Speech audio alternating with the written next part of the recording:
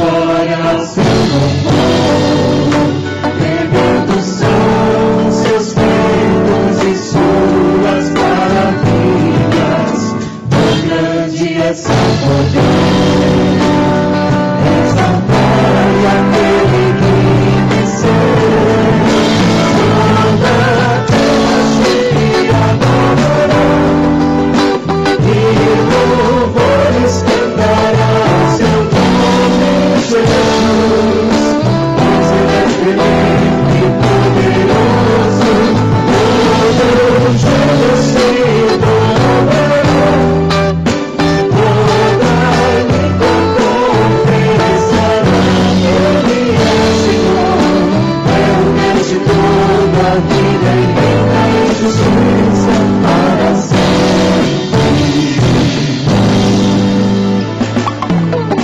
Bendizem ao Senhor, toda a terra cantai a glória do seu nome. Aclamai ao Senhor, todos os povos proclamem sua majestade. A glória ao seu louvor. Tremendos são os seus feitos e suas maravilhas. Tão grande é seu poder. Exaltai aquele que venceu. Toda a terra sempre adorará. E louvores cantará o teu nome, Jesus. Pois tu és tremendo e poderoso. Todo joelho se dobrará. Toda língua confessará que tu és Senhor. És o Deus de toda a vida e reinas em justiça para sempre.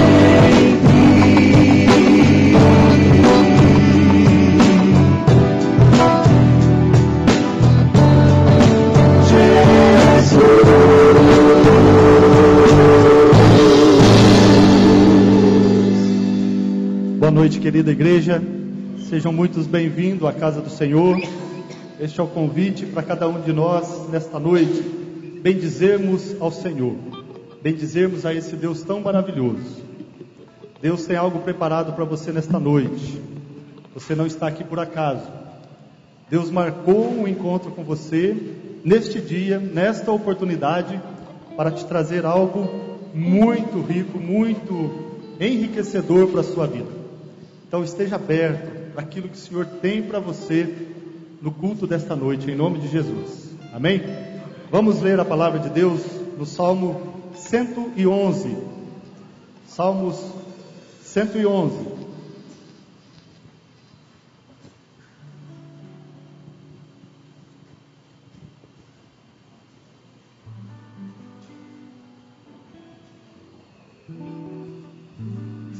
Você pode acompanhar a leitura pela projeção. Diz assim a palavra de Deus: Aleluia! Darei graças ao Senhor de todo o coração na reunião da congregação dos justos. Grandes são as obras do Senhor. Nelas meditam todos os que as apreciam. Os seus feitos manifestam majestade e esplendor, e a sua justiça dura para sempre. Ele fez proclamar as suas maravilhas.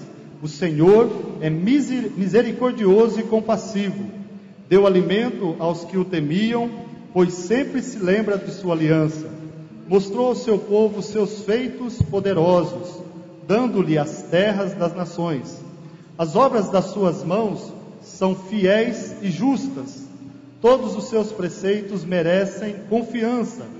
Estão firmes para sempre, estabelecidos com fidelidade e retidão. Ele trouxe redenção ao seu povo e firmou a sua aliança para sempre. Santo e temível é o seu nome. O temor do Senhor é o princípio da sabedoria. Todos os que cumprem os seus preceitos revelam bom senso. Ele será louvado para sempre. Salmo 111, o salmista começa e termina este salmo nos convidando à adoração, nos convidando a louvar, a engrandecer, a bendizer ao Senhor, mas com um diferencial, com algo que nos chama a atenção. Darei graças ao Senhor de todo o coração. Essa é a grande diferença que o salmista nos chama a atenção. Por sua livre escolha, com todo o seu ser, de todo o seu coração, louve ao Senhor. Louve ao Senhor, não porque é um culto onde quem está aqui à frente o convida para ficar de pé, o conjunto começa a tocar, uma música é projetada, então é a hora de eu cantar. O Senhor, neste dia, te convida a adorá-lo de todo o teu coração, fazendo isso com alegria. O louvor de todo o coração é aquele quando nós sabemos, nós reconhecemos quem é Deus e quem nós somos diante de Deus. Basta-nos então agradecer, bendizer, porque grandes são as obras do Senhor, diz esse salmo, e aqueles que confiam, que acreditam nestas grandiosas obras do Senhor, nelas meditam. Você tem meditado nas obras do Senhor, nas obras que o Senhor tem realizado na sua vida? Na sua vida, na sua casa, na sua vida, no seu emprego, as grandes obras que o Senhor tem realizado no seu dia a dia, você tem meditado nelas e tem, de fato, atribuído ao Senhor estas grandes obras? Porque muitas vezes nós incorremos no erro de achar que nossa capacidade foi suficiente para a realização de alguma coisa, e nós não meditamos que grandes coisas acontecem na nossa vida, porque o Senhor está conosco. As grandes obras pertencem ao Senhor, e aqueles que apreciam, meditam nela. O temor do Senhor é o princípio da sabedoria, e aqueles que reconhecem isso, aqueles que cumprem os preceitos do Senhor, a vontade do Senhor, diz a palavra de Deus no último versículo: este tem bom senso, esse é inteligente, aqueles que cumprem os preceitos do Senhor. Quer ser sábio, meu irmão? Teme ao Senhor, não tenha medo do Senhor, mas reconheça quem o Senhor é e quem você é. Aí sim, você temerá o Senhor pelas grandiosas obras que o Senhor tem realizado na minha e na sua vida. Vamos louvar ao Senhor de todo o nosso coração, vamos exercitar desta forma a adoração ao Senhor, como eu disse de manhã, emprestando esta maravilhosa composição desse autor, inspirado pelo Espírito Santo, buscando neste Salmo 111, de todo o meu coração ao Senhor, eu louvarei e te adorarei, porque as maravilhas que o Senhor faz, ó Deus, eu direi, eu contarei. Vamos ficar de pé, vamos louvar ao Senhor.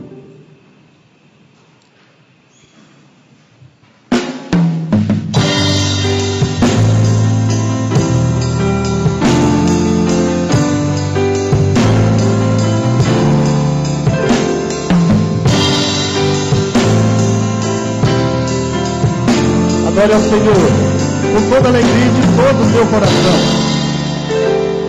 De todo o meu coração, ó Senhor, eu louvarei e te adorarei.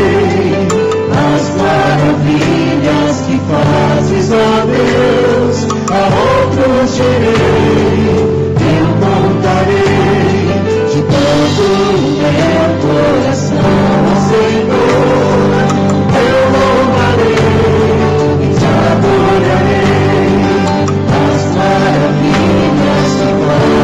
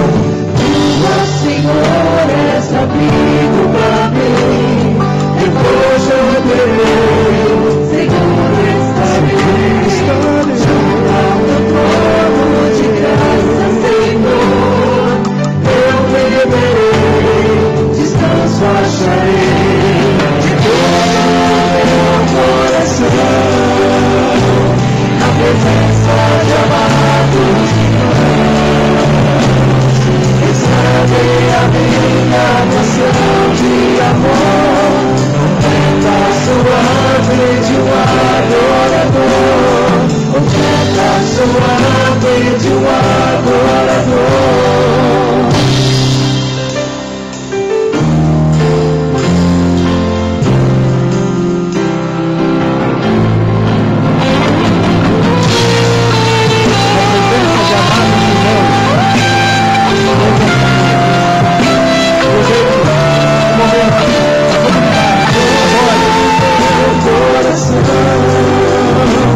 Na presença de amados irmãos, recebe a minha canção de amor, oferta suave de um adorador, oferta suave de um adorador, oferta suave de um adorador. Recebe, Senhor, esta oferta suave que sai do nosso coração, de um coração que é grato ao Senhor, de um coração que reconhece quem o Senhor é. Por isso nós te adoramos, por isso nós te exaltamos, por isso nós declaramos que o Senhor é um Senhor dos senhores, o Rei dos reis, o Criador de todas as coisas, aquele que merece ser exaltado, que merece toda a adoração. Tuas obras te coroam, Senhor. Ó Deus, nós entregamos o nosso louvor, a nossa adoração no teu altar nesta noite, em nome de Jesus. Amém. Vamos cantar este hino. Tuas obras te coroa como um halo de esplendor.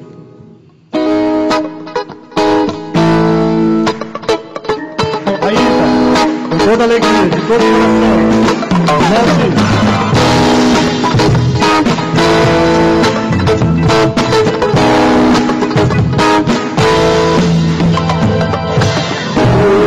As altas te coroam, como um halo de esplendor. As teus anjos céus se curvam, imitando a ti, Senhor. Campos, matas, caminhos, montes, anjos ouvindo, vales e sonoras fontes, andam por cima do mar.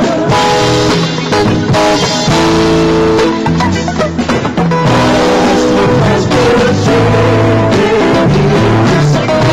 enche para Deus amor. Corações aos céus reunidos, celebrando os teu amor.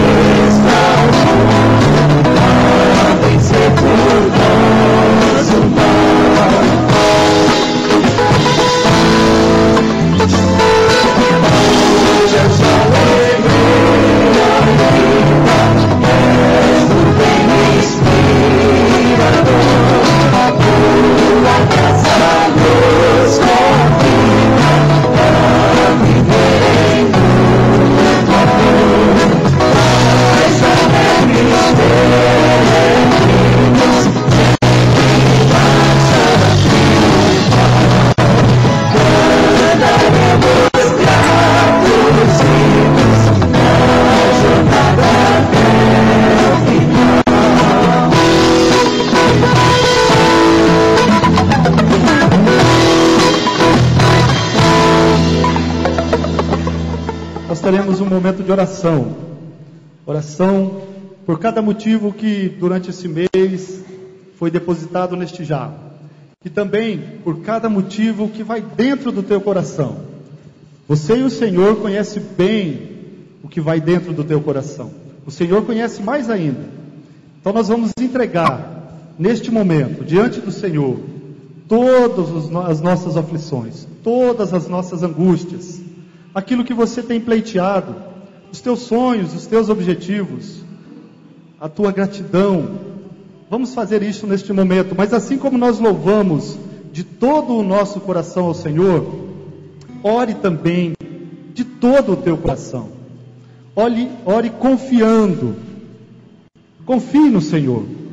Entregue ao Senhor confiando que você está entregando na melhor mão que alguém poderia entregar. Entregue no altar do Senhor. Se você ainda tiver algum pedido e queira depositar no jarro, você pode fazer isso. Mas eu quero que você abaixe a sua cabeça agora. Nós vamos orar. Este é um momento de oração, um momento seu e do Senhor, do servo com o seu Senhor, da criatura com o seu Criador, entregando a Ele aquilo que vai no seu pensamento, aquilo que vai no seu coração. Talvez amanhã seja um dia difícil para você. Talvez você tenha questões importantes a resolver no dia de amanhã. Talvez você tenha um exame médico a fazer amanhã. Talvez você está esperando alguma resposta durante esta semana. Entregue tudo isso diante do Senhor, de todo o teu coração. Não deixe que as circunstâncias que te envolvem tome este lugar. Tome o lugar do Senhor. Tome a tua atenção ao Senhor neste momento. Senhor, o Senhor conhece os nossos corações. O Senhor conhece as nossas vidas. Tudo aquilo que temos pela frente. Todo o nosso passado. O Senhor conhece este momento, ó Pai. Então, Senhor, o Senhor sabe de tudo. O Senhor nos trouxe até aqui. E nós queremos, de fato, descansar no Senhor, confiar no Senhor. Ó Deus, as nossas aflições são muito grandes para nós mesmos, ó Pai. Muitas vezes ela tem nos atormentado muito, mas diante do Senhor elas são muito pequenas, elas são nada. O Senhor é o Deus dos deuses, o Senhor dos impossíveis. O Senhor pode todas as coisas. Ó Pai, que o dia de amanhã, o final deste dia, para cada um de nós seja algo agradável, seja algo em que a nossa confiança esteja redobrada em Ti. Que estas questões que tenha que vir amanhã, que nós saibamos esperar no Senhor, saibamos confiar que o Senhor tem o melhor para o Teu povo. Ó Pai, o Senhor também conhece cada pedido de oração que está neste jarro. Ó Pai, realiza a Tua obra poderosa nestas vidas, ó Pai, em nome de Jesus. Ó Pai, que os corações ali aflitos possam ser sossegados agora, ó Pai, em nome de Jesus. Obrigado, ó Pai, por cada resposta que o Senhor já concedeu. Nós somos gratos a Ti, ó Pai, porque nós confiamos no Senhor. Ainda que não vemos a resposta, nós confiamos em Ti.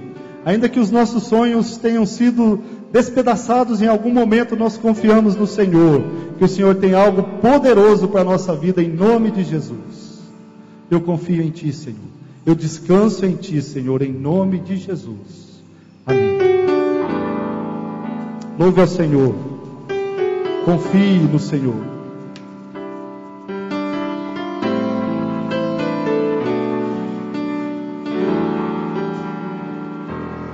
Eu não vou mais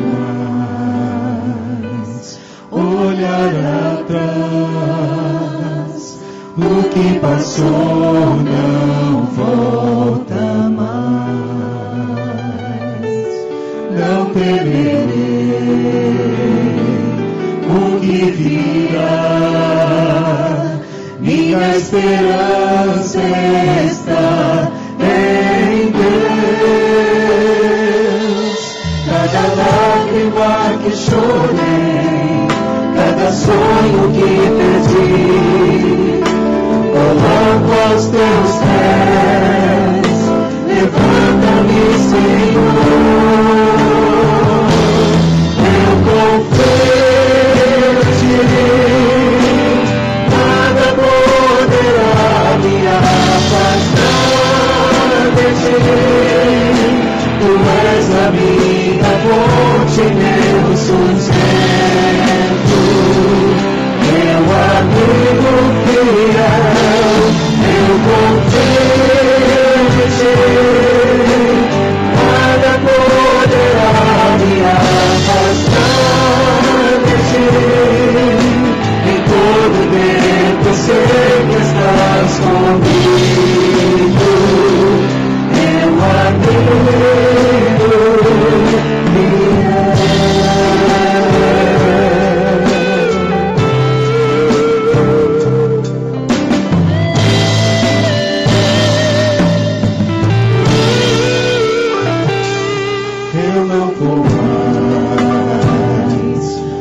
olhar atrás, o que passou não volta mais. Não temerei o que virá, minha esperança está em Deus. Cada lágrima que chorei, cada sonho que perdi, coloco aos teus pés. Levanta-me, Senhor. Eu confio, nada poderá me afastar de ti. Tu és a minha fonte, meu sustento, meu amigo fiel. Eu não creio em ti, nada poderá me afastar de ti. Em todo tempo sei que estás comigo, meu amigo fiel.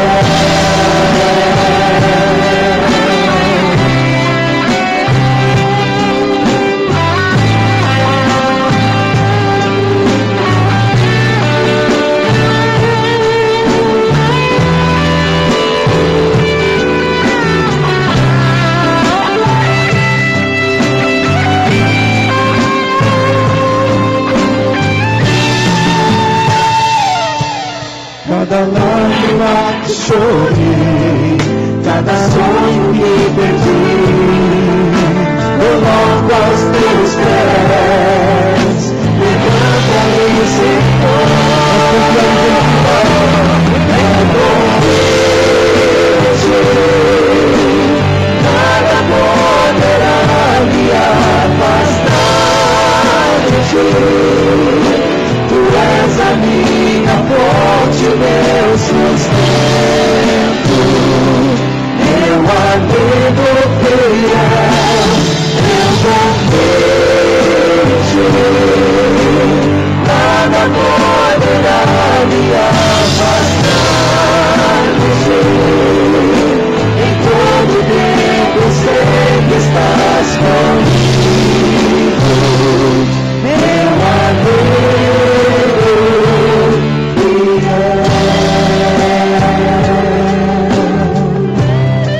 Confie, meu irmão, nada poderá afastar o Senhor das nossas vidas. Nada, nem profundidade, nem abismo, nada pode afastar o nosso Deus de nós. Amém? Você pode sentar, meu querido.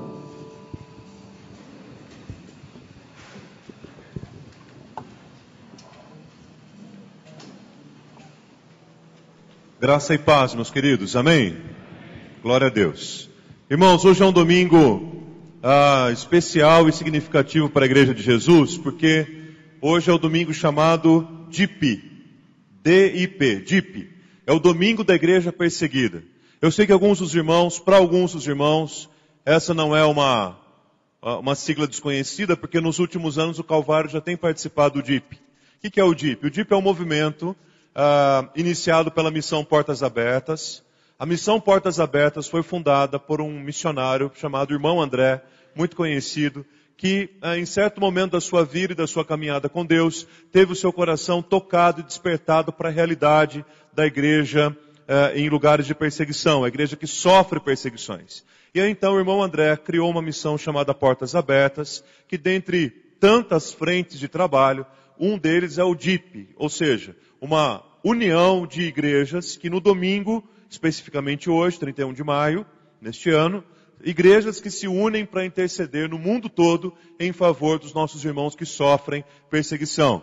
É um trabalho extremamente desafiador, é um motivo de oração que deve continuar presente sempre na nossa agenda de oração, mas hoje especialmente é o momento que nós temos para interceder pela igreja perseguida em muitos lugares do mundo. A Missão Portas Abertas mesmo divulga todo ano o ranking dos 50 países onde há maior perseguição contra a igreja cristã.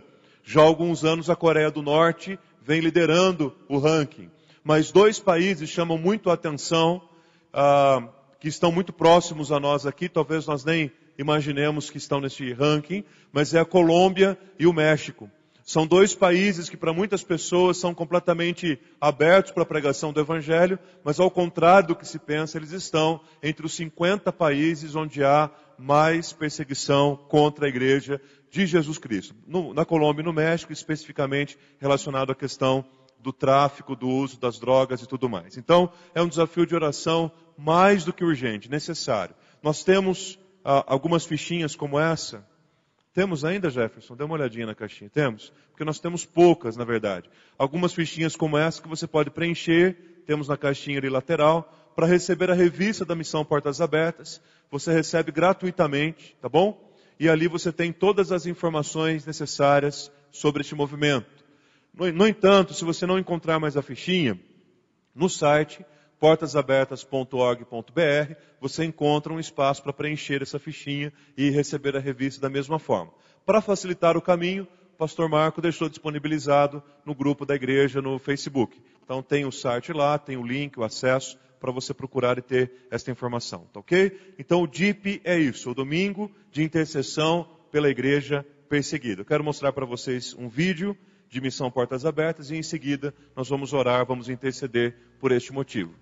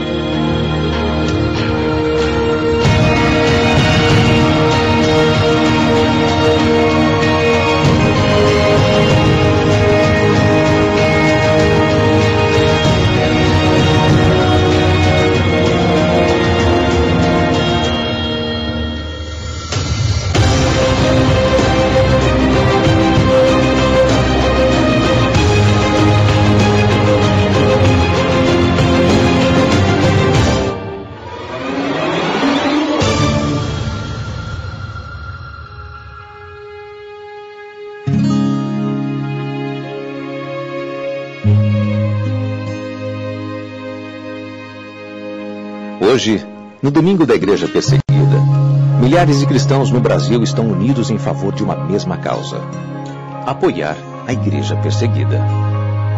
Cerca de 100 milhões de cristãos ao redor do mundo são diariamente perseguidos e oprimidos por causa de sua fé. Em mais de 60 países, viver abertamente como cristão ou compartilhar a palavra de Deus com a família ou amigos traz riscos de violência, prisão e até mesmo morte.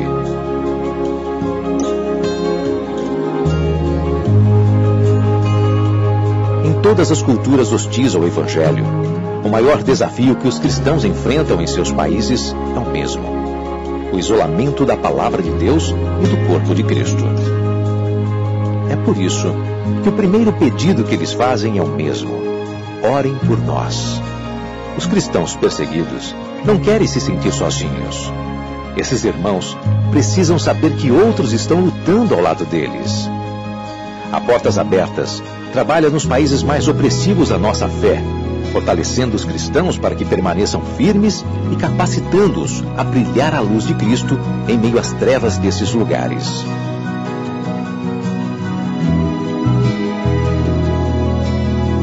Nos cantos mais escuros da terra, você encontrará Portas Abertas apoiando e encorajando espiritualmente nossos irmãos ao entregar Bíblias, treinar líderes, desenvolver comunidades cristãs, interceder, visitar e realizar ações institucionais em prol dos cristãos perseguidos.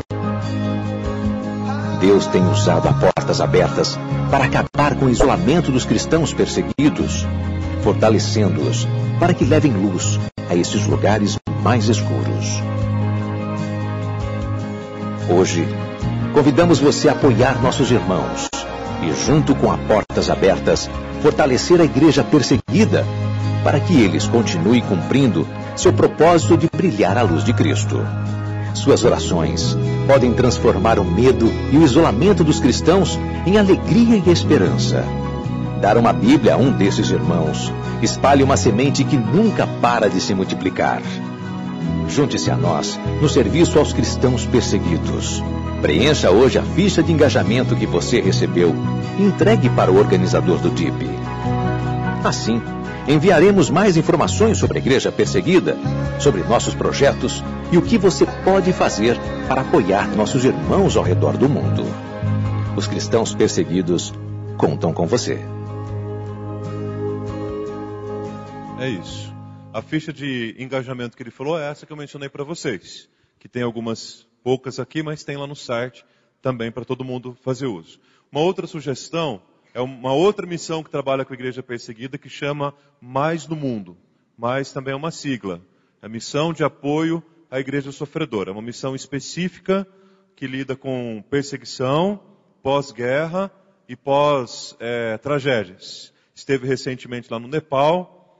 E é uma missão aqui do Brasil, do Espírito Santo, e é uma missão também que vale a pena conhecer um pouco mais. Então quero convidar você para ficar em pé mais uma vez, unir a sua mão àquele que está do seu lado, para nós intercedermos especialmente por esta causa, que é a causa da igreja perseguida de irmãos e irmãs que sofrem ao redor do mundo. É muito bom, gente, nós devemos mesmo agradecer a liberdade religiosa que nós temos. Não podemos deixar de agradecer isso jamais, mas nós não podemos permitir que isso nos acomode. Lembrando que assim como a gente pode vir para uma igreja aberta, trazendo a Bíblia na mão e fazendo isso com toda a liberdade que a gente tem para fazer, ao mesmo tempo existem muitos irmãos, talvez nesse mesmo horário nosso, dentro de grutas e cavernas, lendo a Bíblia clandestinamente, em lugares escuros, tentando buscar a Deus no contexto da perseguição. Então devemos ser gratos pela liberdade, mas não podemos esquecer dos nossos irmãos que sofrem. Vamos orar? Querido Deus, nós estamos na Tua presença nesta hora e Te agradecemos, ó Deus, porque o Senhor é soberano sobre todas as coisas, o Senhor é Rei, o Senhor é poderoso. Te agradecemos, ó Deus, porque o Evangelho tem transformado a nossa vida, tem falado aos nossos corações. E Te agradecemos, ó Pai, porque por mais que as perseguições se levantem, a igreja do Senhor continua viva, o povo do Senhor continua Te seguindo, o Evangelho continua sendo proclamado. Muitas pessoas morreram, ó Deus, em Teu nome. No entanto, ó Pai, essa semente do Evangelho continua sendo plantada, esta chama não se apaga e ela jamais se apagará, porque o Teu reino é o reino, ó Pai, de todos os reinos. Ó Deus, nós queremos Te louvar e Te agradecer por esse privilégio tão grande que temos aqui na nossa nação, na nossa cidade, ó Deus, de cultuarmos ao Senhor, de servirmos ao Senhor aberta e livremente. Ao mesmo tempo pedimos ao Senhor perdão, porque muitas vezes nem aproveitamos bem esse privilégio que temos. E também queremos, ó Pai, lembrando dos nossos irmãos que sofrem, queremos interceder por eles nesta hora, clamando, ó Pai, que o Senhor os visite neste momento, com a Tua graça, com o Teu consolo, com a Tua paz. Ó Deus, que em nome de Jesus, o Evangelho continue sendo conhecido e o nome de Jesus Cristo glorificado, ó Pai, mesmo em meio ao cenário das perseguições. Ó Pai querido, que as vozes não se calem,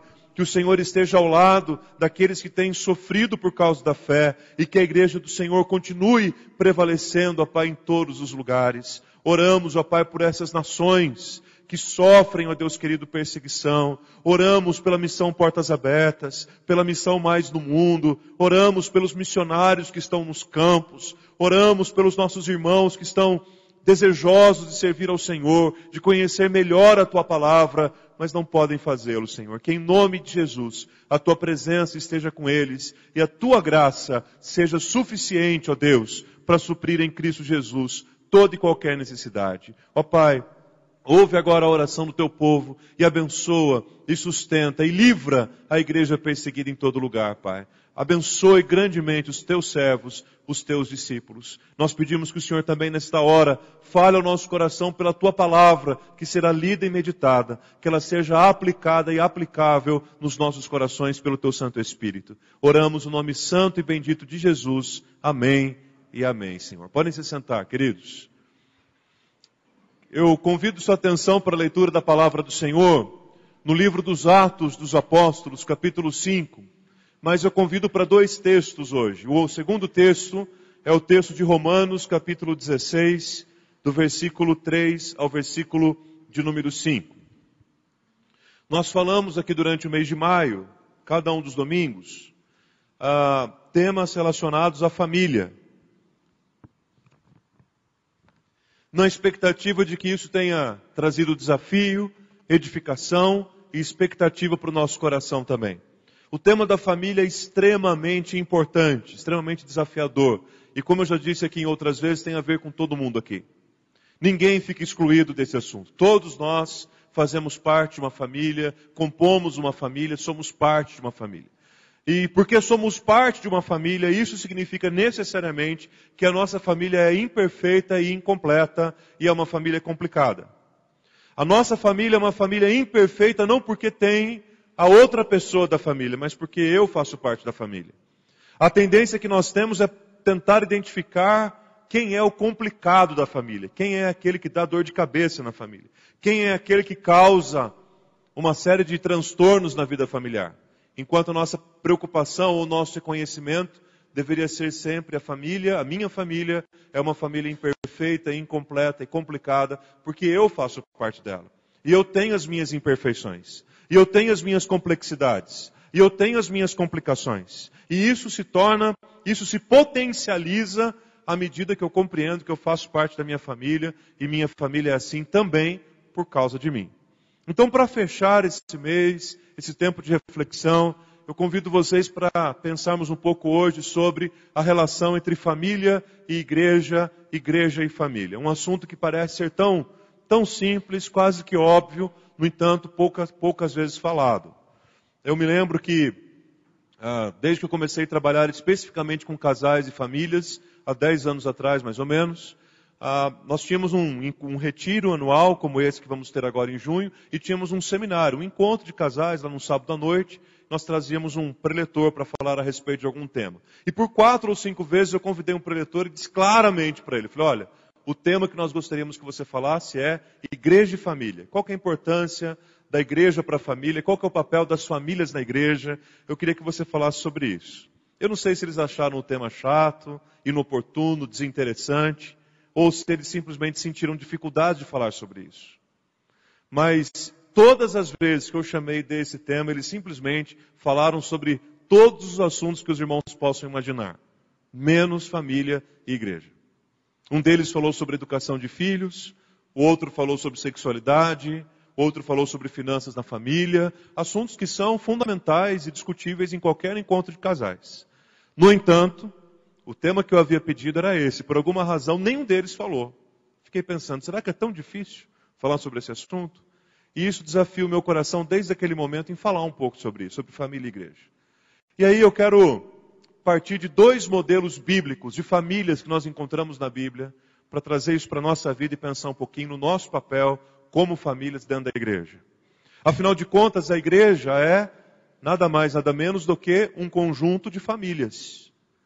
Nós afirmamos que a igreja é a família da fé. E para algumas pessoas, inclusive, os únicos familiares mais próximos que estão são justamente os da família da fé, os da família da igreja. Para algumas pessoas, a igreja acaba tendo um nível de intimidade até maior do que com os próprios familiares. Muitas pessoas, como eu, como outros aqui, têm os familiares morando em outros lugares.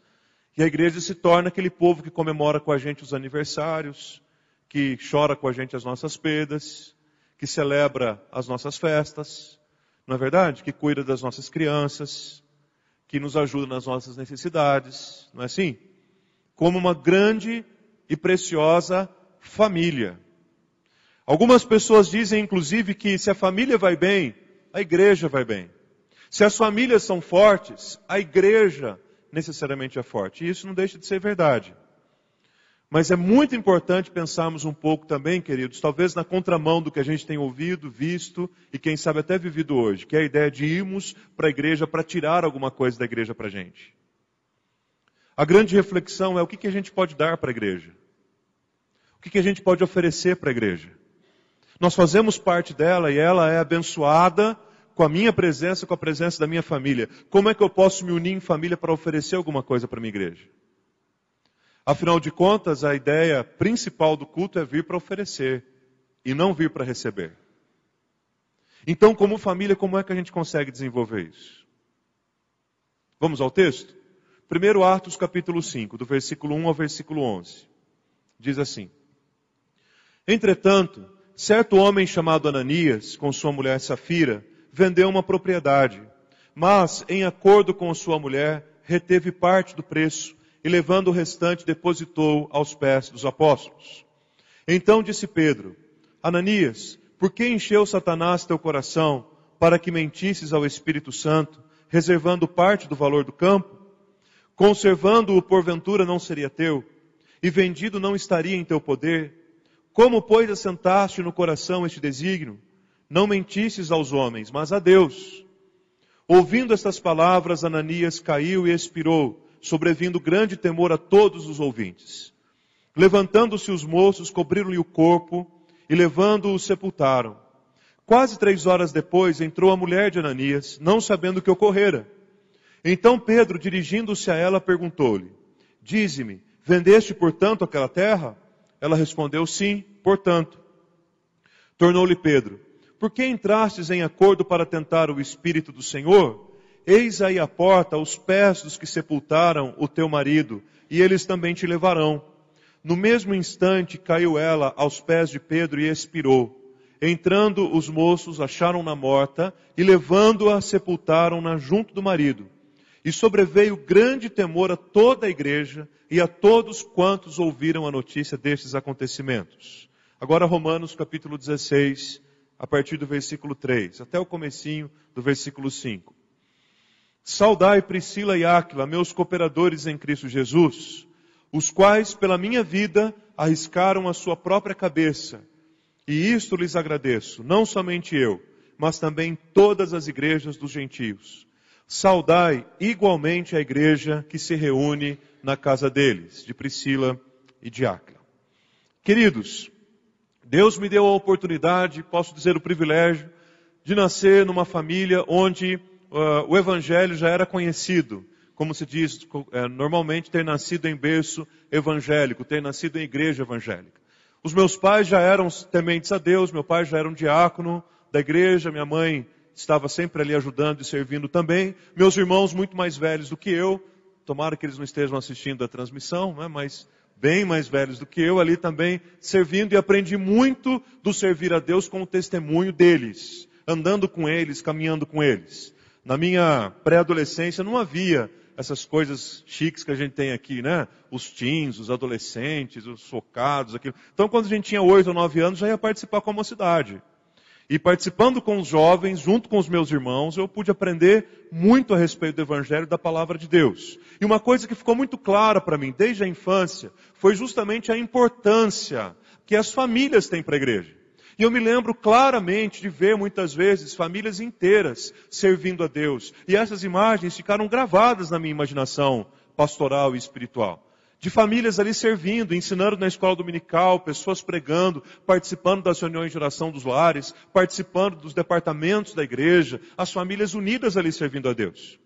Quando eu comecei o trabalho pastoral há 20 anos, numa pequena congregação, num bairro periférico aí de uma cidade de médio porte, eu pude constatar ainda mais a importância e a efetividade das famílias no trabalho da igreja. O empenho, a dedicação. E naquela congregação eu atuava praticamente como pastor daquelas pessoas, porque o pastor que deveria dar a Santa Ceia ali uma vez por mês, ele tinha dificuldade de comparecer ali, e muitas vezes nós tomávamos Santa Ceia apenas uma vez por ano. Então era eu mesmo que tinha que me virar nos 30. Aconselhando pessoas, orando com elas, pregando a palavra, fazendo funerais, casamentos, ensinando na escola, aos meus 17 anos e ainda sem ter ido ao seminário e ter feito qualquer tipo de curso de formação e de preparo. Só Deus mesmo para ter misericórdia da minha vida e principalmente daquelas pessoas, não é verdade? De qualquer forma, eu pude perceber ainda mais claramente no dia a dia daquela pequena comunidade como que as famílias são importantes para o desenvolvimento de uma igreja. E ao longo desses anos eu tenho identificado dois tipos, duas classificações, duas caricaturas de famílias que normalmente compõem a igreja, dentre tantas outras que nós poderíamos identificar. E essas duas caricaturas de família, eu dei o nome para a nossa reflexão aqui, de família primazia e de família serviço. A família primazia é inspirada num camarada para quem João também escreveu, chamado Diótrefes. Diótrefes era o camarada que na igreja ele queria ter a primazia em tudo. O que isso significa? Ele queria mandar em tudo. Ele queria pôr o dedo dele em todas as decisões. Ele queria ter uma posição maior, de prestígio, diante de outras pessoas. Muitas vezes nós encontramos nas comunidades famílias que têm esse mesmo comportamento. Famílias que gostam e que querem que todas as coisas aconteçam de acordo com o seu próprio querer. Famílias que não se contentam com o querer da comunidade e o que é pior, não se contentam muitas vezes nem com o próprio querer de Deus, mas querem apenas que a sua vontade prevaleça sobre todos os movimentos e todas as dinâmicas que a igreja tem. Famílias primazias que muitas vezes são numerosas e falham nos compromissos da comunidade, deixando a comunidade completamente desprovida nas suas necessidades. Eu me lembro nessa pequena congregação que trabalhei, uma das famílias primazias que nós tínhamos ali era uma família bem numerosa. Era uma comunidade de 30 pessoas. Então quando eles estavam na igreja, quando eles participavam, era garantia de casa cheia. Mas quando eles faltavam, não tinha ninguém. Quantas vezes eu dirigi culto ali com 4 ou 5 pessoas? Porque muitas vezes eles se uniam ali e não iam. E aquilo prejudicava profundamente o trabalho. Famílias primazias agem assim. Famílias primazias são aquelas que gozam de um mau testemunho, tanto dentro da comunidade, e o que é pior, também fora da comunidade. Diante da sociedade, um testemunho equivocado, um mau testemunho a respeito do Evangelho. Famílias primazias também são aquelas que não gostam de contribuir muito. E quando eu digo contribuir, não é apenas no aspecto financeiro. São aquelas que não gostam de ajudar muito, mas elas gostam do retorno, elas gostam de cobrar. Famílias primazias são aquelas que dão pouco, mas querem receber muito. Famílias primazias são aquelas que se unem, são aquelas que fazem acordos, são aquelas que se aproximam umas das outras. São aquelas que fazem alianças e se unem para atrapalhar. Por muitas vezes para prejudicar líderes, muitas vezes para atrapalhar algum movimento que a igreja porventura possa fazer ou realizar. Aquilo para mim ficou muito claro naquele momento inicial em que Deus estava me chamando para o ministério pastoral. E infelizmente, muitas vezes, isso toma conta do coração das pessoas. E ao invés da nossa família ser uma grande bênção para a igreja e para o reino como um todo, a família pode ser sim, pode se tornar sim, uma pedra de tropeço para aquilo que Deus está fazendo no meio do povo. Por outro lado, existe também aquilo que eu estou chamando aqui de família serviço, que tem outra caricatura. Uma caricatura completamente diferente.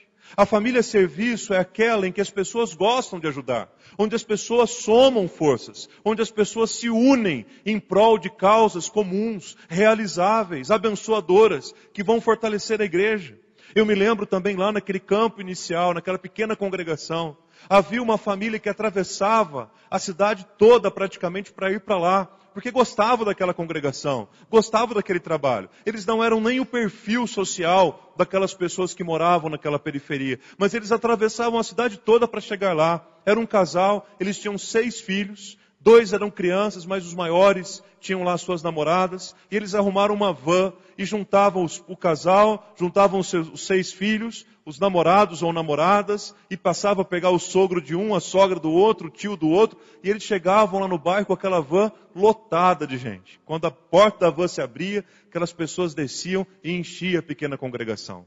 E o coração de todo mundo se alegrava, principalmente por ver que eles faziam isso com alegria, atravessando a cidade toda para participar de um culto naquela pequena congregação. Porque eles tinham um comprometimento, era uma família que entendia que o compromisso deles ali era importante. Famílias serviço são aquelas que têm um testemunho de integridade e de idoneidade dentro da igreja, mas têm um testemunho impactante também fora da igreja. Meus queridos, eu vou dizer para vocês, olha, se tem alguma coisa que transborda o coração de um pastor de alegria, é ouvir o bom testemunho das suas ovelhas na sociedade. De ouvir boas referências de gente da igreja aí fora. Meu coração quase salta de alegria. Por outro lado, como é ruim quando muitas vezes a gente ouve um mau testemunho a respeito de alguém da nossa própria comunidade. Como isso entristece. Famílias serviço são aquelas que têm um bom testemunho tanto dentro da comunidade quanto fora da comunidade. Famílias serviço são aquelas que contribuem não até apenas as suas possibilidades, mas famílias serviço são aquelas que extrapolam as suas possibilidades no contribuir. ajudam, contribuem, arregaçam as mangas, estão sempre prontos, estão sempre preparados, estão sempre felizes para servir, para ajudar naquilo que for. Família serviço são aquelas famílias também que se unem, que fazem alianças, que fazem acordos para abençoar, para fortalecer, para ajudar, para interceder, para orar. Família serviço agem assim. E sabe o que é mais interessante disso tudo, queridos? É que isso, pensando na caricatura dessas duas famílias, nos leva a duas conclusões, ou a duas afirmações. A primeira delas é que Deus não está à procura de famílias perfeitas para edificar a sua igreja. Muitas vezes nós temos essa ideia, né? Principalmente o pastor, o líder, que às vezes teve a oportunidade de estar em diferentes igrejas.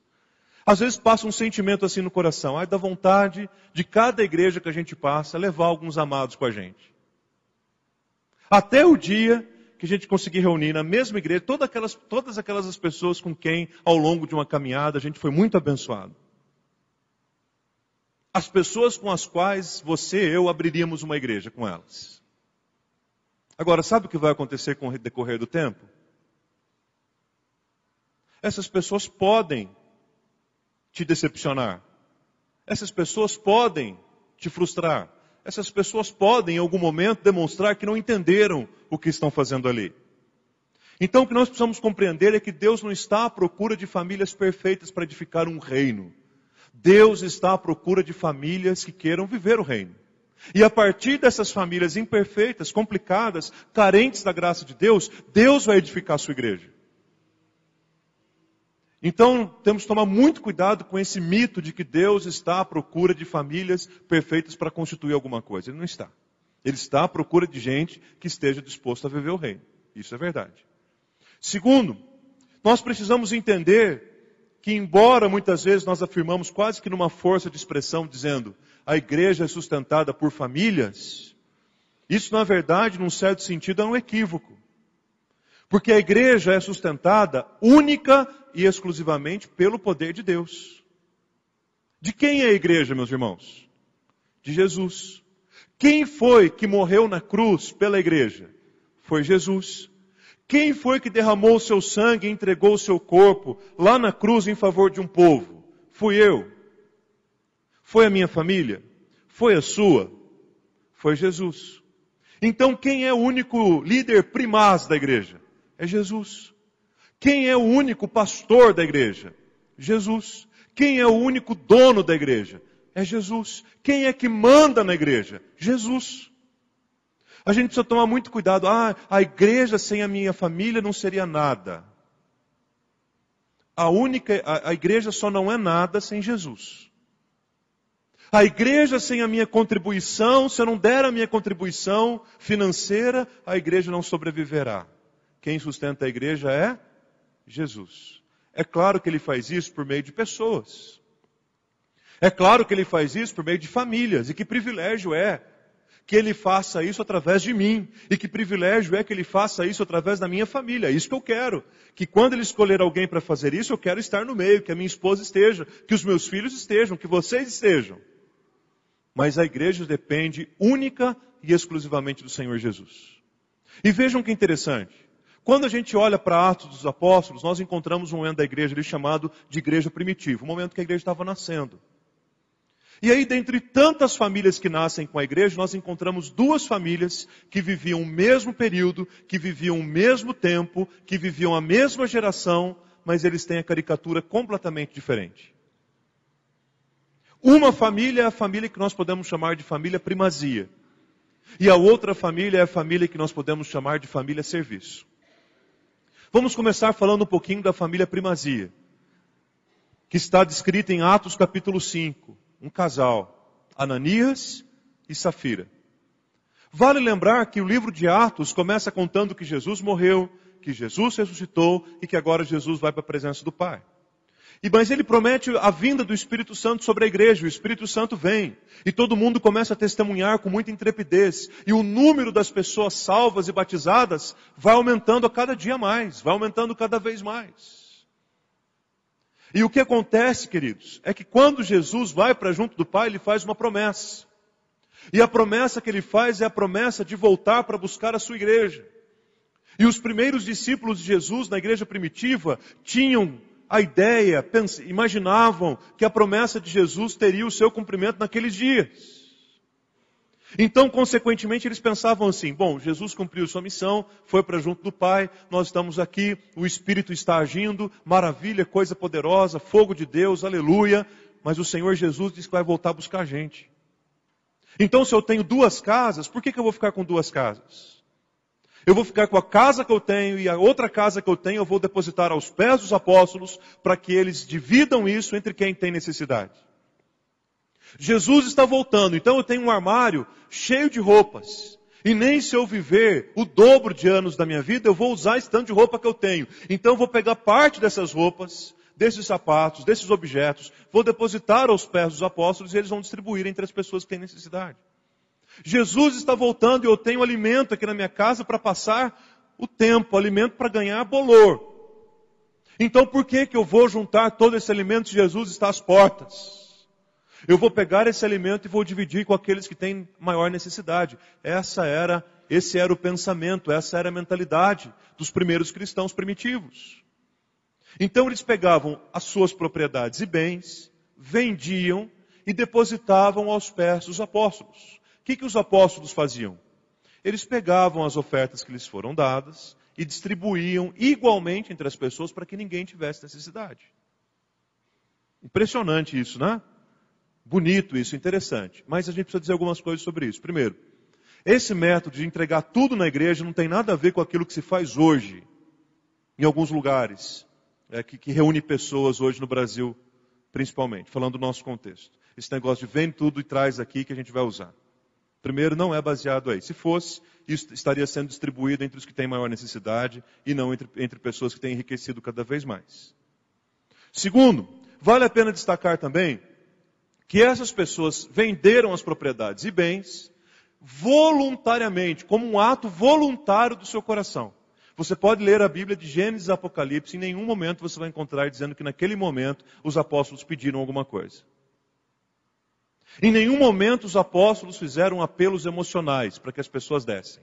Em nenhum momento os apóstolos fizeram promessas. Dê a sua propriedade que você vai receber 10 vezes mais. Não. As pessoas deram voluntariamente. E o objetivo da entrega era simplesmente para ter igualdade. Para que as pessoas pudessem desfrutar dos mesmos benefícios e ninguém passasse necessidade.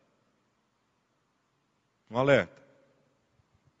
Havia um casal na igreja, naquele momento, Ananias e Safira, que viu, naquele momento, uma oportunidade de se dar bem. E por isso que eles são chamados de primazia. Eles queriam tirar vantagem. Só que sabe sobre quem que eles queriam tirar vantagem? Sobre a igreja? Sobre os apóstolos? Não. Mesmo porque, queridos, toda iniciativa que a gente tem contra a igreja ou contra os seus líderes, nunca é contra a igreja ou contra os seus líderes. Se a igreja é de Jesus, a nossa iniciativa contra a igreja é contra quem? O Espírito Santo.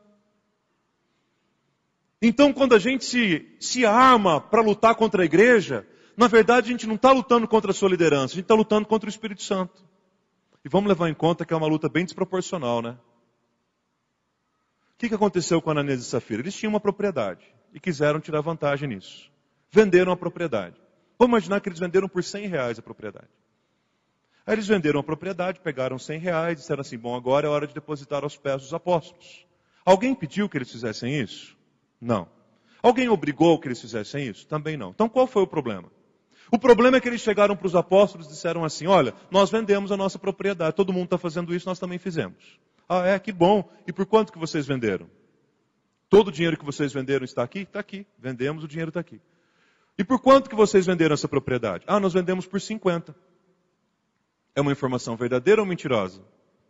Mentirosa, porque eles tinham vendido por R$100. O que eles fizeram? Guardaram os outros 50 para o uso deles, o que não seria algo ilegítimo, porque ninguém pediu para eles darem tudo.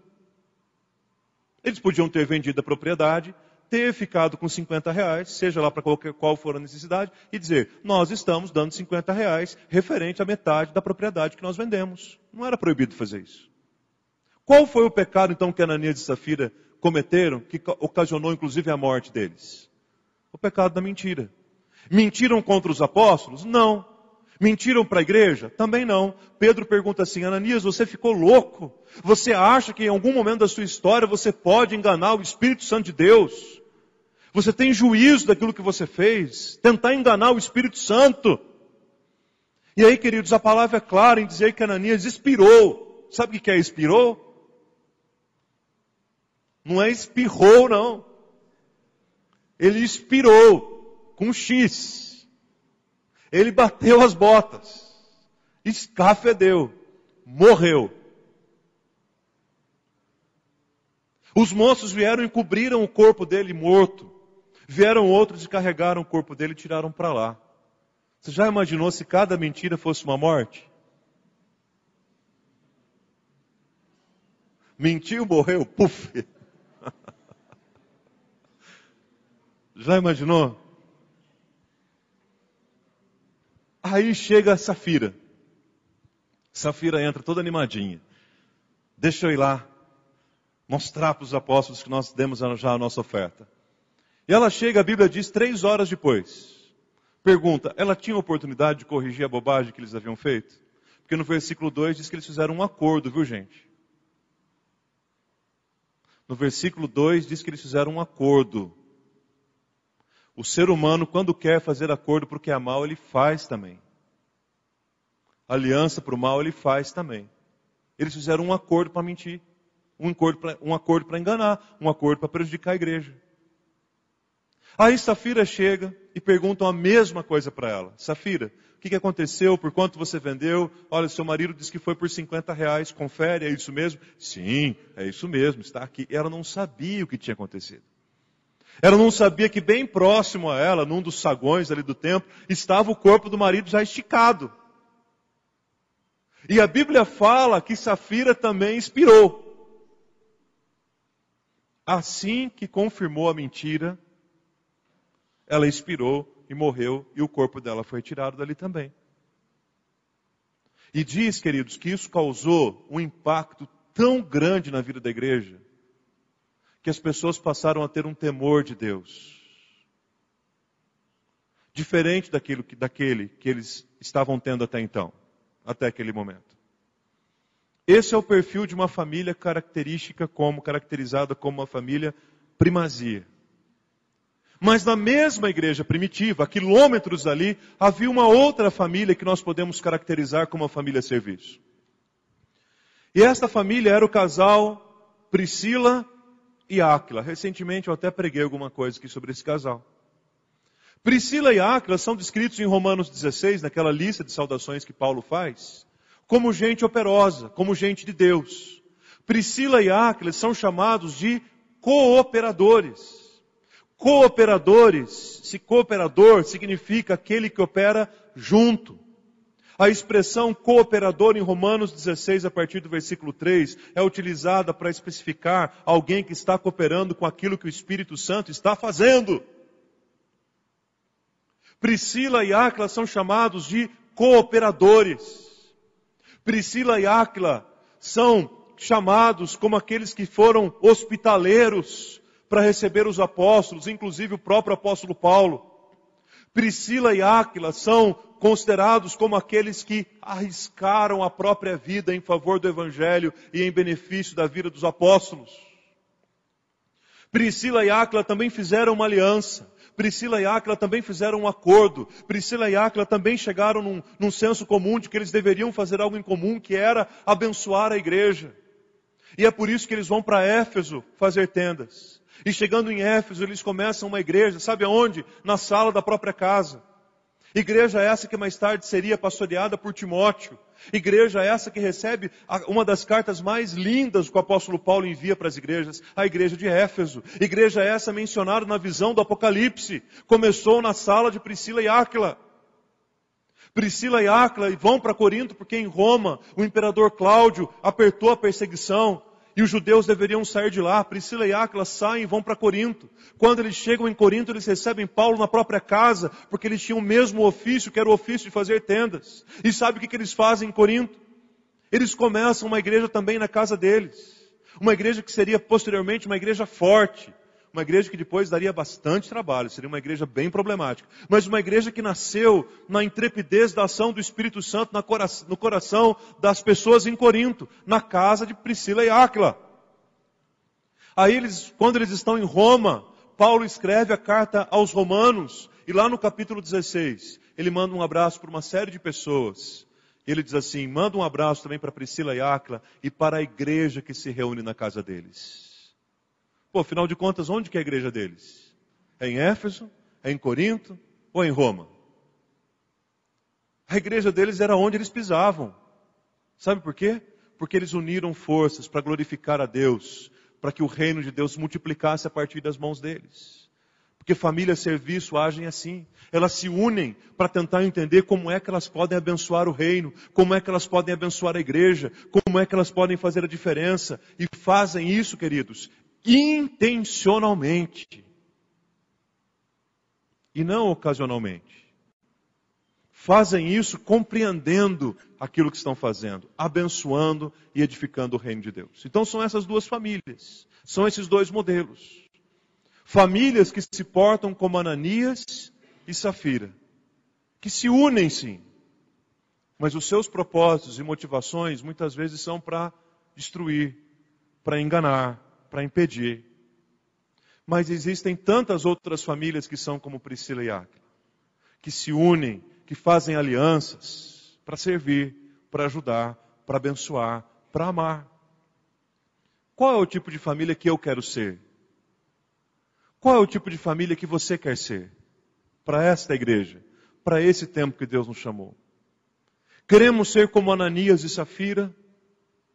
Ou queremos ser como Priscila e Áquila? A partir de que momento a gente vai mudar essa compreensão de que a gente vem na igreja só para receber? E a gente vai entender que a nossa família pode contribuir, e muito, para que a igreja vá bem e cada dia melhor. E sabe o que vem à minha mente e coração, quando eu penso nisso tudo também para minha família? Que dia que é amanhã? Segunda-feira, obrigado. Que dia que é amanhã? Dia 1º de junho. O que a gente comemora 1º de junho? Não é feriado não, viu? Nem adianta. Será que eu perdi um feriado? Não, já tem feriado na semana. Relaxa que vai chegar. 1º de junho, gente, o que a gente comemora? Dia 1º de junho de 1969 foi o dia que oficialmente a Igreja do Calvário estava começando. Uma igreja presbiteriana nunca nasce num dia só. Ela vem como um tempo, uma congregação, depois chega um momento que chama organização da igreja. Isso aconteceu num culto no dia 1º de junho de 1969. Pregou aqui um reverendo chamado Samuel José de Paulo, um homem de Deus. Havia uma comissão do presbitério aqui, presbitério de Sorocaba, organizando a igreja do Calvário. Não era nem aqui, né? Eu digo aqui, me referindo à igreja, mas não era nesse local, necessariamente. Algum irmão que está presente aqui, estava presente lá no dia da organização?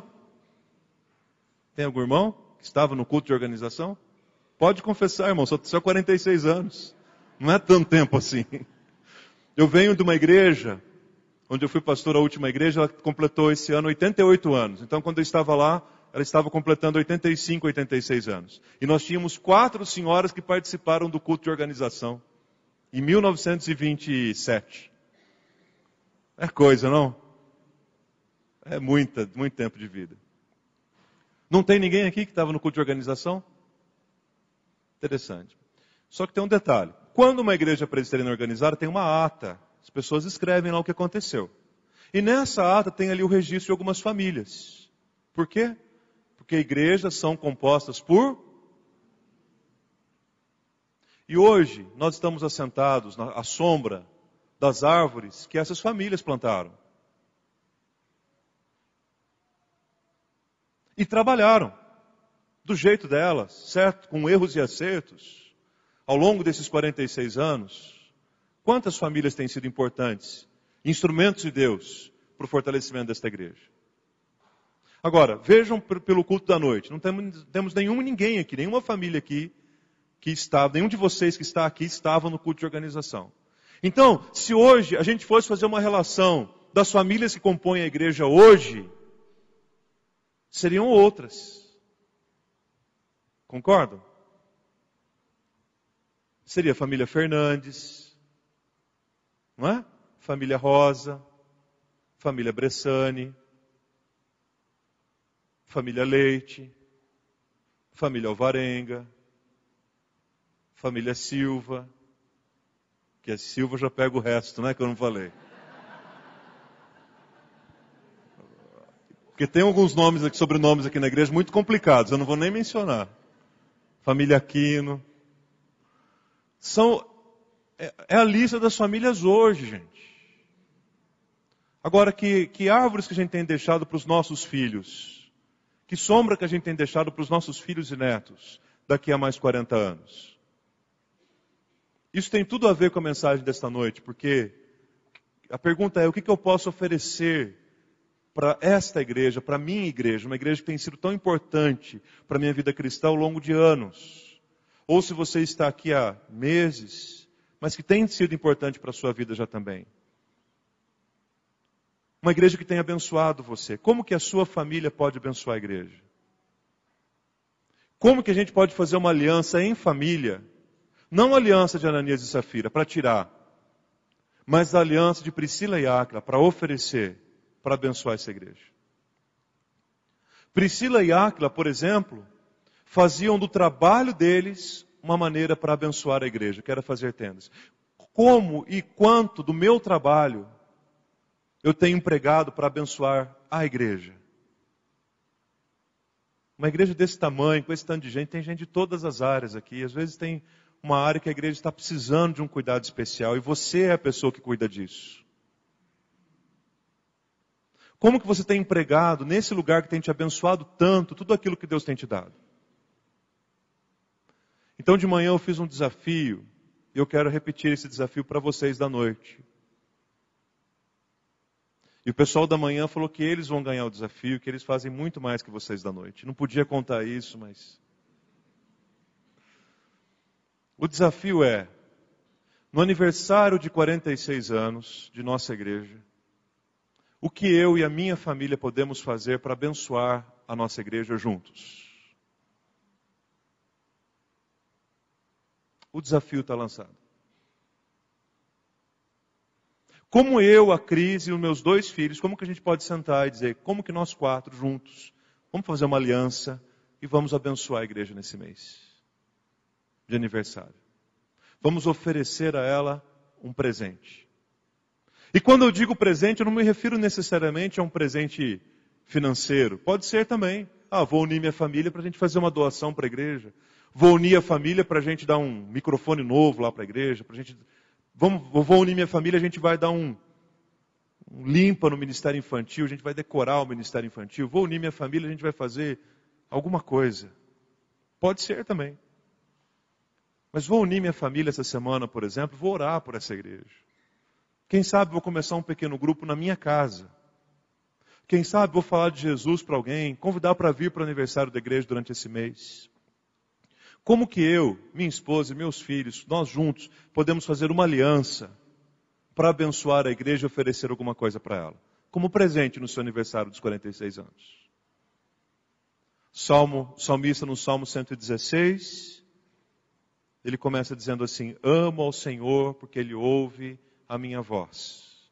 E aí no meio do Salmo ele diz assim, que darei ao Senhor por todos os benefícios para comigo. O desafio é esse, e está lançado. Você não precisa nem me dizer. As fotos também não aparecerão aqui no telão, viu gente? Que Ananias e Safira que gostariam de ver a foto aqui no telão. Mas Priscilas e Áquilas vão começar a se mobilizar para presentear e abençoar essa igreja. Eu não vou dizer nesse mês, mas vou dizer a partir desse mês. Porque esta igreja pode ser cada dia mais abençoada, transformada e transformadora, à medida que as nossas famílias entenderem que nós somos parte desse projeto. Que nós não vamos à igreja, nós somos a igreja. Que Cristo nos edificou como sua igreja e quer fazer uso da nossa vida para a glória do seu nome. A nós só nos cabe orar e pedir e dizer: Senhor, eu quero consagrar o meu lar a Ti. Quero consagrar o nosso futuro ao Senhor. Quero consagrar os meus filhos ao Senhor. Quero consagrar a minha casa ao Senhor. Quero dedicar tudo que tenho, tudo que sou ao Senhor. E quero dizer com alegria, e até mesmo em tom profético: eu e a minha casa serviremos ao Senhor. Eu e a minha casa serviremos a Deus. Vamos nos colocar em pé mais uma vez? Eu quero convidar você para cantarmos juntos esta última canção, fazendo dela a nossa oração nesta noite, dizendo: Senhor, eu não quero ser como Ananias e Safira, não. Eu não quero empenhar-me em usar todo o potencial que Deus me deu para aquilo que é ruim.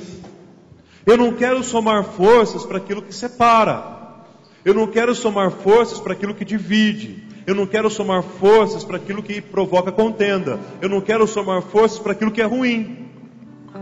Mas Deus me fez igreja para fazer uma aliança para o bem do seu próprio povo.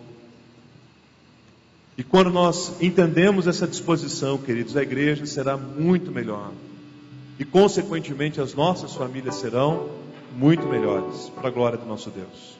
Vamos cantar juntos?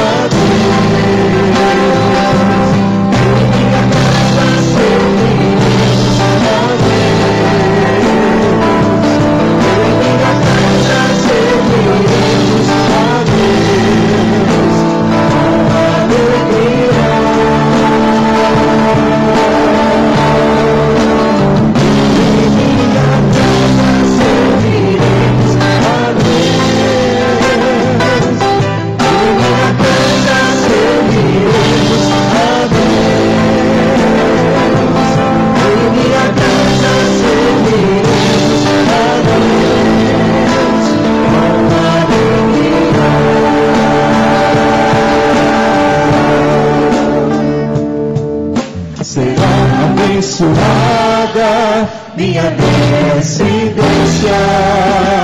frutificará a sua presença. Quando perfume e os seus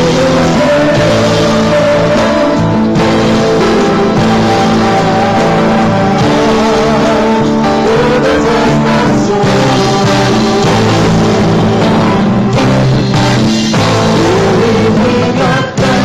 Serviremos a Deus. Eu e minha casa serviremos a Deus. Eu e minha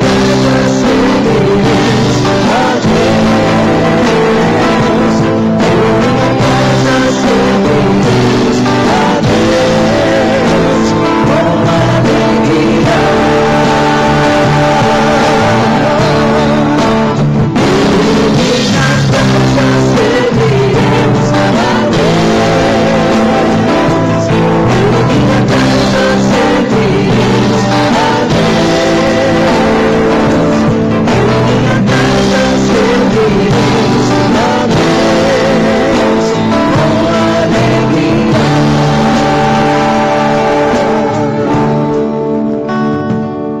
Senhor, nós desejamos, ó Pai, que seja assim na nossa vida, no nosso lar, uma família que serve ao Senhor com unidade, com amor, famílias, ó Deus, que se unem, que fazem alianças para beneficiar a obra, o reino do Senhor e o ministério da igreja.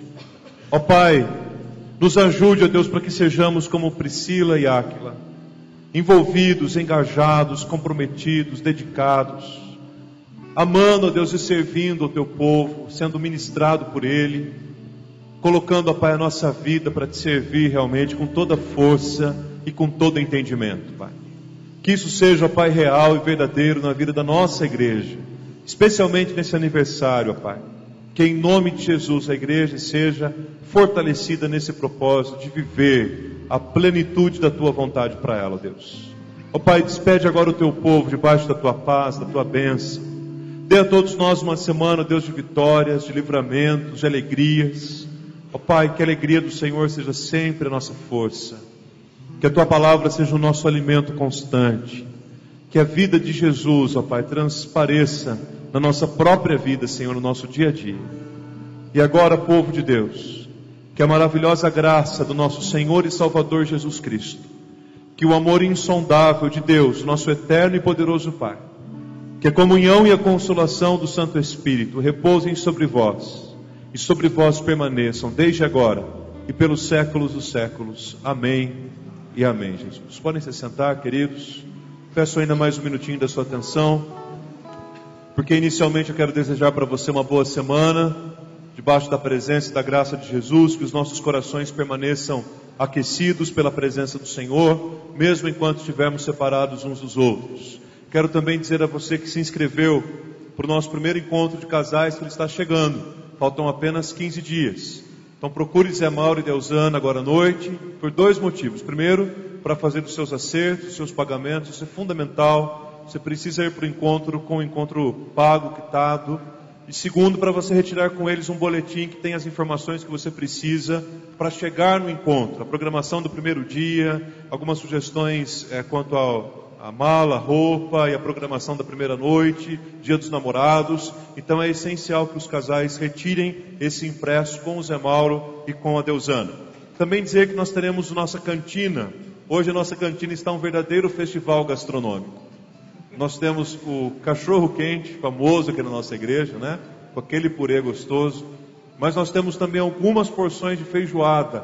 Quero inclusive aqui agradecer a equipe que trabalhou bravamente hoje na feijoada. E quero agradecer aos irmãos que compraram. A feijoada estava uma delícia. Não sobrou nem para depois do culto, lá em casa. Já foi. Estava muito boa.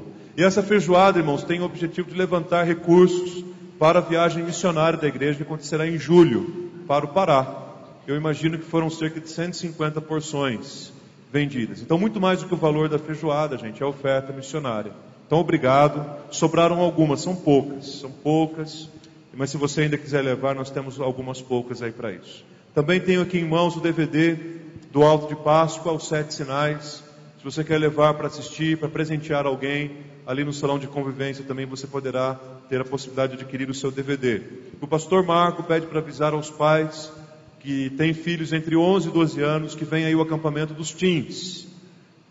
Será em junho, e o pastor Marco está no Green agora à noite, mas você pode procurar por ele aí durante a semana, e ele dará todas as informações que você, pai e mãe, precisa para inscrever o seu filho, e ele vir participar com a gente do nosso encontro, o acampamento dos teens no final de semana, lá na chácara da igreja, tá bom? E por último, dizer que a programação do aniversário de 46 anos da nossa igreja está aí no boletim, você pode acompanhar, mas dizer para os irmãos que no próximo domingo será um dia muito especial para a igreja, será dia de celebração da Santa Ceia, teremos a ordenação de oficiais, presbíteros e diáconos que foram eleitos recentemente, teremos batismos de crianças no culto da manhã.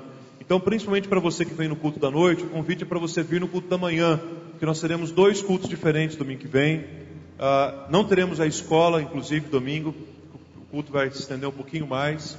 E depois do culto da noite nós teremos o bolo, momento da confraternização, comemos um bolo juntos aqui no próximo domingo. Receberemos como pregador a visita do pastor Marcos Vinícius, que é pastor da igreja presbiteriana Ebenezer, em Americana, e vem compartilhar a palavra com a gente no aniversário da igreja. No segundo final de semana nós teremos o encontro dos casais.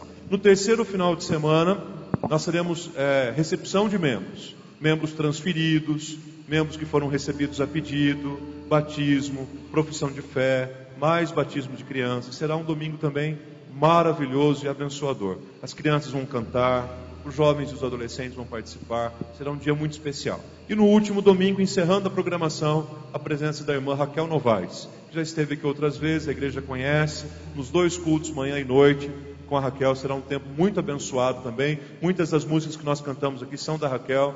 Quem não conhece pode procurar lá no YouTube, vai encontrar muita coisa boa e o privilégio no último final de semana a gente receber a nossa irmã aqui, tá bom? Então acompanhe a programação, ore pela igreja, convide pessoas e domingo que vem começaremos com tudo essa programação. Boa semana e que Deus abençoe a todos em Jesus.